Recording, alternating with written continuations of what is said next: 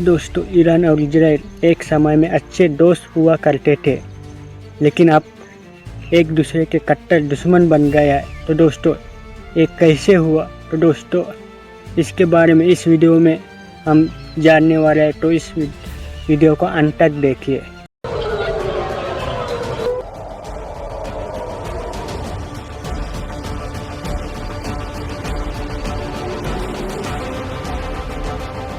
दोस्तों, बात तब की है 1948 में इजराइल एक यहूदी राष्ट्र के रूप में अस्तित्व में आया था और ईरान एक इस्लामिक राष्ट्र के रूप में अस्तित्व में आया था। और उस समय ईरान के शासक थे शाह मोहम्मद राजा पहलवी।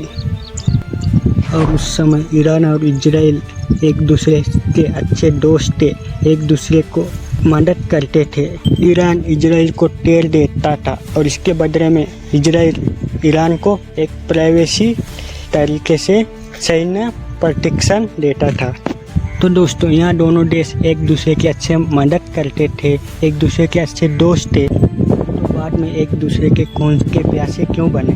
तो दोस्तों, 1979 में ईरान में एक बहुत बड़ा इस्लामिक रेवोल्यूशन हुआ, जिसमें मोहम्मद राजा पहलवी के शासन को समाप्त किया गया और इस्लामिक रिपब्लिक ऑफ ईरान की स्थापना हुआ। इस्लामिक रेवोल्यूशन के बाद ईरान ने इजराइल से अपने सारे संबंध तोड़ दिए और एक दूसरे के दुश्मन बन गए। ईरान अपने साम्राज्य बढ़ाना चाहता था, लेकिन अमेरिका, इजराइल और सऊदी अरब उसके रास्ते के बहुत बड़े रुकावट बन रहे थे। ईरान उस समय खुद को फिलिस्तीन का समर्थन मानता था और इजराइल को अवैध यहूदी राष्ट्र कहता था। ईरान फिलिस्तीनी और लेबनानी जैसे आतंकवादी समूहों का समर्थन करता था, जो इजराइल पर हमला करते रहते थे। और इजराइल इन संगठनों को कमज़ोर करने के लिए सीरिया, लेबनान और गाजा जैसे ठिकानों पर हमला करते रहते थे। ईरान जब परमाणु हथियार बना रहे थे, तब इजराइल को ऐसा लगा कि वहाँ परमाणु हथियार उनके लिए बहुत बड़ा खतरा हो सकते हैं। लेकिन ईरान का कहना था कि वहाँ परमाणु हथियार अपने देश के रक्षा के लिए बना रहे हैं। लेकिन इजराइल को उन परमाणु हथियार का हमेशा डर रहा है।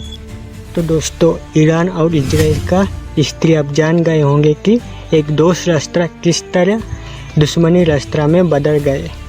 तो दोस्तों, 2025 में ऐसा क्या हुआ जो ईरान और इजराइल इन दोनों राष्ट्र के बीच में वार चालू है? In the 12 days of Operation Rising Lion, we achieved a historic victory, and this victory will last for generations.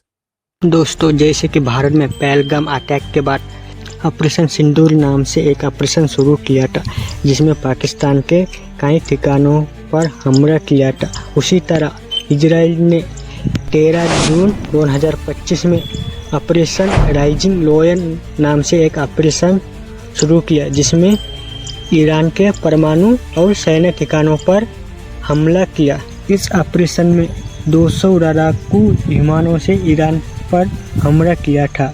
इस हमले के बाद इजराइल ने ऐसा दावा किया कि इस हमला में ईरान के 20 वरिष्ठ सैन्य कमांडर और कई परमाणु वैज्ञानिक मारे गए हैं।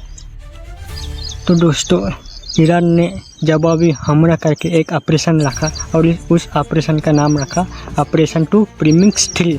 ईरान ने इजराइल पर 100 से ज़्यादा बैलिस्टिक मिसाइलें और ड्रोन दागे। इससे इजराइल के अनेक शहर में बहुत नुकसान हुआ और इस ऑपरेशन के बाद इजराइल के एक व्यक्ति के मौत हुए और 90 से अधिक लोग घायल हुए। इसके बाद अमेरिका ने ईरान पर हमला किया और वार रोकने की बात की, लेकिन ईरान नहीं माने और 12 दिनों से लगातार संघर्ष चालू है देशों के बीच।